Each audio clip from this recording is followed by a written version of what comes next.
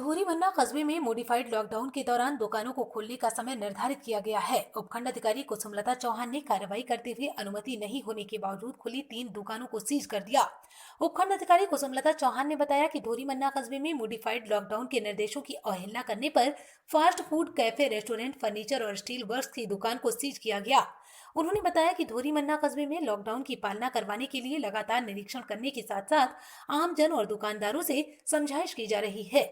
उनके मुताबिक modified lockdown के दौरान सोशल डिस्टेंस की पालना सुनिश्चित करवाने के लिए धोरीमन्ना उपखंड क्षेत्र में दुकानें खोलने का समय निर्धारित किया गया है।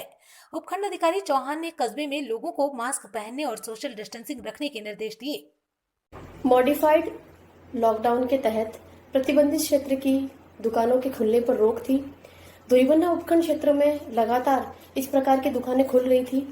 हमारे फ्लैग मार्च करने पर या गश्त करने पर या हमारे निगरानी टीम के द्वारा निगरानी करने पर वो लोग शटर बंद करके दुकानों के अंदर ही छुप जाते थे।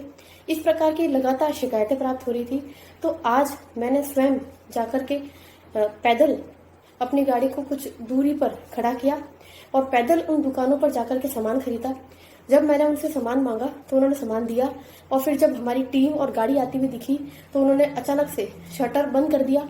कुछ दुकानदारों ने मुझे देख करके और गाड़ी और पुलिस वालों को देखकर दुकानों को खुली छोड़कर भागने लगे और साथ में हमने उनको जब पूछा तो उन्होंने इसमें अज्ञानता जाहिर की और साथ ही साथ पुलिस वालों ने मुझे ये बताया कि इस प्रकार की दुकानों को लगातार प्रतिदिन दिन में 2 बार दुकानदार को समझाइश करके शटर बंद करवाया जाता है और इस प्रकार की हिदायत दी जाती है कि ये गलत है।